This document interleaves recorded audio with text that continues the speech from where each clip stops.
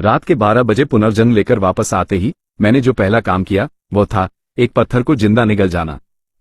यही नहीं, मैंने सबके सामने मुझसे बेपनाह मोहब्बत करने वाली औरत को भी एक जिंदा ग्रीन पिट वाइपर, हरे रंग का जहरीला सांप निगलने पर मजबूर कर दिया।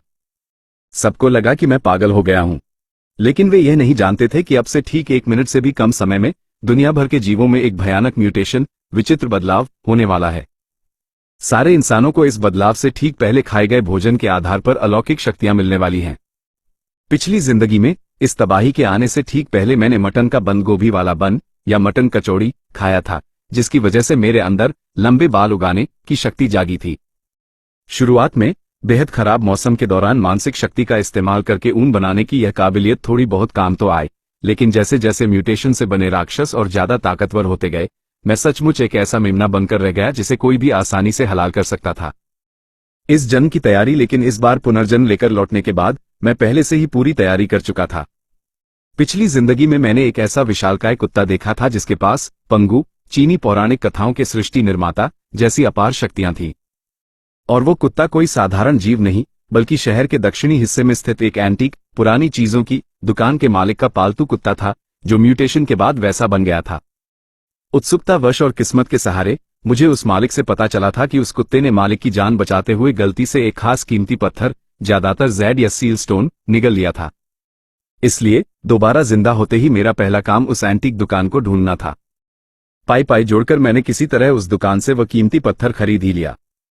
प्यार और कुर्बानी रही बात शिया वानरुओं को उसकी पालतू सांप निगलने के लिए मजबूर करने की, तो ऐसा इसलिए था क्योंकि मेरी सहपाठी शिया वानरुओं मुझसे सच्चा प्यार करती थी।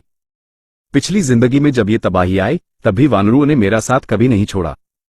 उसके पास खुद की हिफाजत करने के लिए बर्फ और कला, आइस मैजिक जैसी बेहतरीन शक्ति थी, जिससे वह इस नरक बन चुकी दुनिया में आराम से जिंदा रह सकती थी।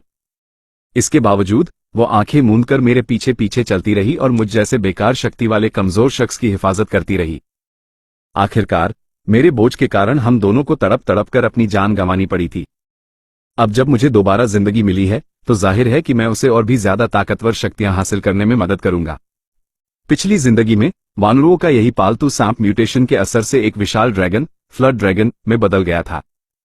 अगर वो उस एंटीक दुकान के रखवाले कुत्ते से लड़ाई में न हारा होता, तो आगे चलकर उसके 5 क्लॉड गॉड ड्रैगन, 5 पंजों वाला दिव्य ड्रैगन बनने की पूरी संभावना थी। उसे जिंदा निगलने की शर्त मैंने इसलिए रखी क्योंकि पिछली जिंदगी में इंसानों ने अपने अनुभवों से यह सीखा था कि किसी भी जीव को जिंदा निगलने से उसकी शक्तियों का सबसे बेहतरीन असर मिलता है। अगर मेरे पास मौजूद वो ड्रैगन वेन स्टोन, कीमती पत्थर, इंसानी औजारों से काटा जा सकता, तो मैं उसे काटकर आधा आधा वानरुओं के साथ बांट लेता। लेकिन अब भले ही यह ड्रैगन सांप उस पत्थर से एक दर्जा कमतर था, फिर भी यह वानरुओं की पिछली जिंदगी की बर्फ वाली शक्ति से कई गुना ज्यादा ताकतवर था। इस वक्त मेरी जिद के आगे शिया वानरुओं के चेहरे पर कई तरह के जज्बात उमड़ रहे थे। एक तरफ वह लड़का था जिससे वह बरसों से बेपनाह मोहब्बत करती थी, और दूसरी तरफ उसका वो प्यारा पालतू जीव था।